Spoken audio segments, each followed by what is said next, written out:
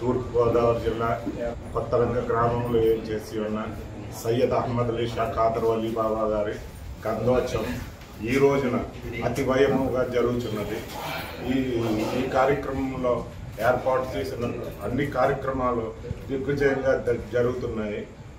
దీనికి సహకరించిన భక్తులందరికీ, అలాగే మీడియాకి, అలాగే ఆఫీసర్లకి అందరికీ మా హృదయపూర్వక ధన్యవాదాలు చెప్పుకుంటూ ఈ బాబా గారి యొక్క విశిష్టత కూడా చెప్పాలి. ఈ రోజున ఇది 78వ గంధోత్సవం. ఇది మా తాతగారైన గేదెల వెంకటరత్నం గారు, గేదెల గోవిందరాజు గారు, గేదెల గవరయ్య నాయుడు గారు వీళ్ళ ఆధ్వర్యంలో బాబా గారు అంటే ఆధ్వర్యంలో అంటే ఆ బాబా గారి దయ వల్ల వీళ్ళకి అనుగ్రహం కలిగింది.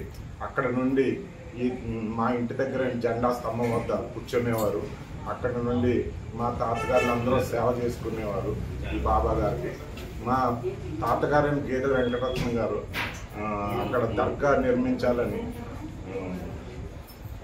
అంచారు. దానికి అన్నదమ్ములు ఇద్దరు సహకరించారు. అది అన్ని చోట్ల తిరిగి మొత్తం ఢిల్లీ మొత్తం అన్ని తిరిగి నమూనాను తీసుకుని వచ్చి దర్గా కట్టించారు. అప్పటి నుంచి మా కుటుంబమైన గేదెల వారి కుటుంబమైన అందరం కూడా ఈ ఉత్సవాలు దిగ్విజయంగా జరుపుతుంది. కూడా వచ్చిన భక్తులందరికీ కూడా అన్ని విధాలుగా వాళ్ళకి కావలసిన ఏర్పాటు చేయటం జరిగినది. నీళ్లు, వసతి మొత్తం అన్ని ఏర్పాటు చేయడం జరుగుతుంది.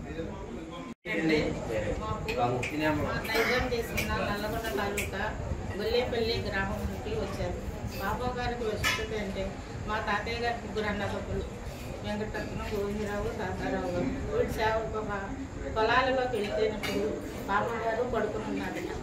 పడుకునుంటే ఏంటి సాధు గారు ఇలా పడుకున్నారు అని అనుకుని మా తాతయ్య గారు ఒక మొత్తం తెచ్చి తాతయ్య గారు బాబా గారికి ఇచ్చారు. అప్పుడు ఆయన బాబా గారు ఆ నీళ్లు తాగితే కొంచెం నీళ్లు ఉంచేస్తారండి. ఆ నీళ్లు తెచ్చుకుని మా తాతయ్య తాగి సంతానం లేనాడు సంతానం కలిగి మా తాతయ్య గారికి, మా చిన్న తాతయ్య గారికి. బాబా గారు పుల్లలేశ్వర తాతయ్య గారిని అడిగారట, అయ్యో నేను చచ్చిపోతానేమో అన్నారు. అంటే అప్పుడు చీకోరా కదరా అన్నారట. ఇల్లు ఎత్తులేరు. దీది ఎలా వచ్చారో పైకి తెలియదు. సింగిల్లోకి కూడా లేదు, నడిచి వచ్చారు గోదావరిలోని. మా తాతయ్య గారు ఎత్తుకునే వచ్చారట బాబా గారిని. అప్పుడు ఆ విశిష్టత మేమందరం అందరూ ఆనందించామంటే ఆ మహిమంతా చూసి మేము ఎన్నో సంతానం లేదు, సంతానం ఏది అనుకుంటే ఆ కోరుకుంటే ఇక్కడ భక్తులందరూ సహకరిస్తారు.